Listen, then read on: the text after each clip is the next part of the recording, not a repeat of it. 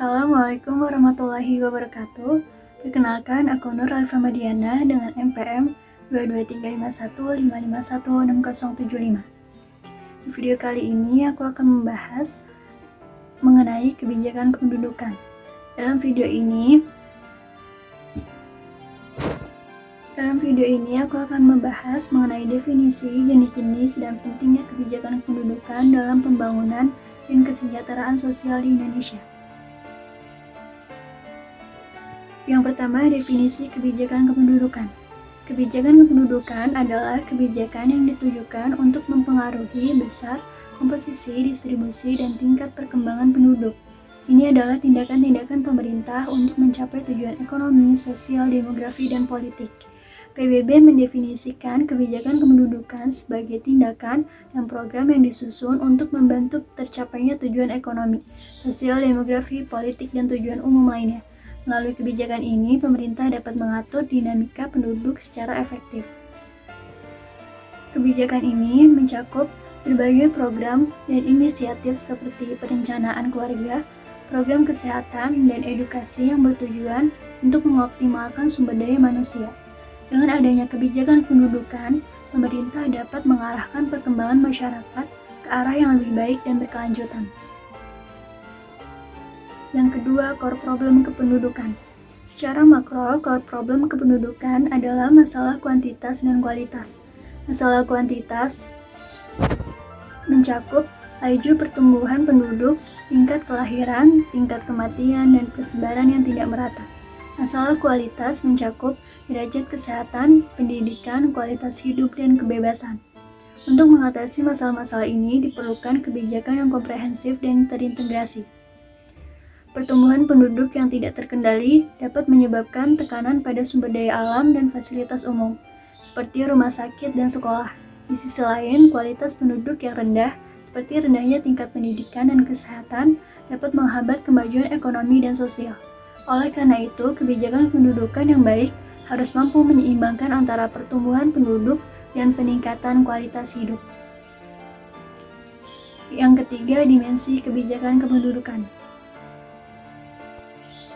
Ada dua dimensi yang perlu diperhatikan dalam kebijakan kependudukan. Yang pertama, dimensi demografi, yang meliputi pertumbuhan, komposisi, distribusi, dan mobilitas penduduk, serta dimensi sosial ekonomi, politik, dan ekologi seperti pendidikan, kesehatan, dan kualitas hidup. Oleh karena itu, rumusan kebijakan kependudukan harus mencakup bidang yang lebih luas dari sekedar pengendalian kelahiran. Pada dimensi demografi, fokusnya adalah pada statistik dan data untuk merencanakan tindakan yang tepat. Sedangkan pada dimensi sosial ekonomi, fokusnya adalah pada peningkatan kesejahteraan masyarakat secara keseluruhan.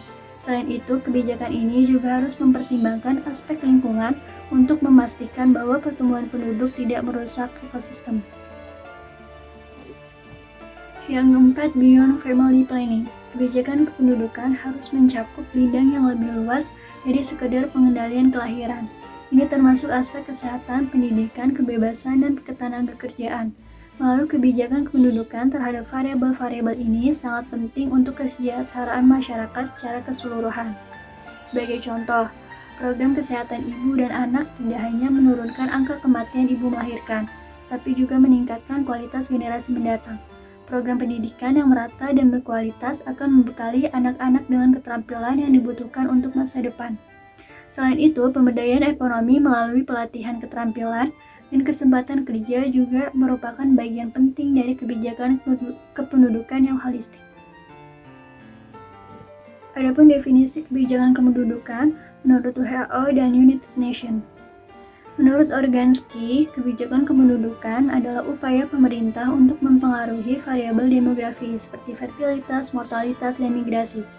United Nations ad hoc consultative group expert on population policy mendefinisikan kebijakan ini sebagai tindakan dan program yang dirancang untuk mencapai tujuan-tujuan ekonomi, sosial, demografi, politik, dan tujuan umum lainnya melalui pengaruh pada variabel-variabel demografi. Banyak negara mengadopsi pendekatan yang serupa, tetapi disesuaikan dengan kondisi lokal mereka. Misalnya, negara dengan tingkat kelahiran tinggi mungkin fokus pada program perencanaan keluarga, sementara negara dengan populasi yang menua mungkin fokus pada program kesehatan untuk lanjut usia. Kebijakan ini juga harus mempertimbangkan faktor-faktor migrasi internasional yang dapat mempengaruhi dinamika populasi. Yang keenam, jenis-jenis kebijakan kependudukan. Kebijakan kependudukan dapat dilakukan secara langsung maupun tidak langsung. Kebijakan eksplisit adalah dokumen yang dibuat pemerintah untuk mempengaruhi pertumbuhan dan distribusi penduduk. Contohnya adalah undang-undang, peraturan presiden, atau peraturan menteri. Kebijakan implisit adalah hukum dan peraturan yang meskipun tidak ditujukan khusus untuk mempengaruhi kependudukan, tapi memiliki pengaruh signifikan. Contohnya adalah hukum yang mengatur hak asasi manusia dan mobilitas. Kebijakan eksplisit sering berupa program-program spesifik seperti kampanye keluarga berencana atau regulasi imigrasi. Kebijakan implisit seperti regulasi tenaga kerja atau kebijakan pendidikan. Meskipun tidak ditargetkan langsung pada kependudukan, secara tidak langsung mempengaruhi faktor-faktor demografi seperti tingkat kelahiran dan migrasi. Kombinasi dari kedua jenis kebijakan ini diperlukan untuk menangani masalah kependudukan secara efektif. Gavin W. Jones membagi kebijakan kependudukan menjadi dua. Yang pertama, kebijakan responsif terhadap populasi atau PRP, dan yang kedua, kebijakan yang mempengaruhi populasi atau PEP. PRP diperlukan untuk bidang kesehatan, pendidikan, dan ketenagakerjaan, sedangkan PIP dirancang untuk mempengaruhi secara langsung tingkat fertilitas, mortalitas, dan migrasi penduduk.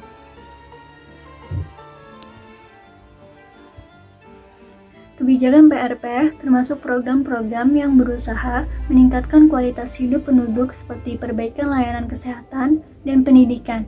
Kebijakan PIP mencakup langkah-langkah seperti insentif atau disinsentif untuk mengatur tingkat kelahiran, strategi untuk mengurangi kematian akibat penyakit tertentu, dan kebijakan imigrasi untuk mengatur arus masuk dan keluar penduduk. Pemahaman mendalam tentang kedua jenis kebijakan ini membantu dalam perencanaan yang lebih komprehensif dan efektif. Menurut Isaacs et al., kebijakan kependudukan harus selalu dikaitkan dengan pembangunan. Kebijakan ini tidak lagi dianggap sensitif dan telah menjadi agenda global. Kebijakan kependudukan dan kebijakan pembangunan dan bukan merupakan dua hal yang bertentangan. Kebijakan pendudukan harus diarahkan untuk melindungi dan meningkatkan kesejahteraan penduduk serta memberikan kebebasan bagi individu untuk menentukan kesejahteraan diri dan keluarganya.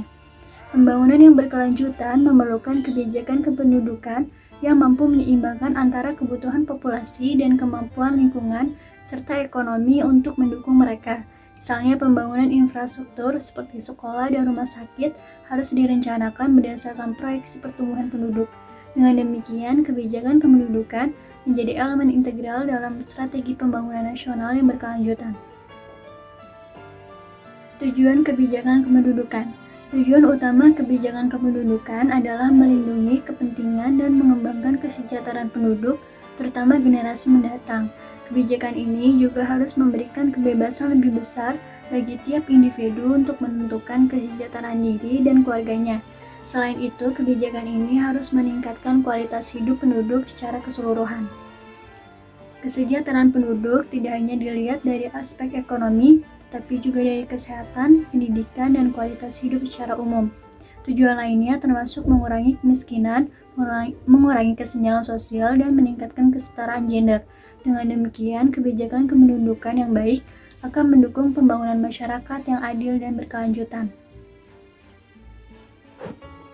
Kesimpulannya, kebijakan kependudukan memainkan peran penting dalam mencapai tujuan pembangunan berkelanjutan dan kesejahteraan masyarakat dengan mengatur pertumbuhan penduduk dan meningkatkan kualitas hidup. Kebijakan ini harus menjadi bagian integral dari strategi pembangunan Indonesia. Kebijakan kependudukan yang efektif dapat membantu mengurangi laju pertumbuhan penduduk, meningkatkan kualitas pelayanan publik, dan kesejahteraan masyarakat. Kebijakan ini juga harus fleksibel dan adaptif terhadap perubahan demografi dan kondisi sosial ekonomi. Kolaborasi antara pemerintah, sektor swasta, dan masyarakat sipil sangat penting untuk memastikan implementasi yang berhasil. Kebijakan kependudukan yang baik tidak hanya berfokus pada angka-angka, tapi juga pada manusia di balik statistik tersebut. Mungkin cukup sekian pembahasan mengenai materi kebijakan kependudukan. Kurang lebihnya mohon maaf. Wassalamualaikum warahmatullahi wabarakatuh.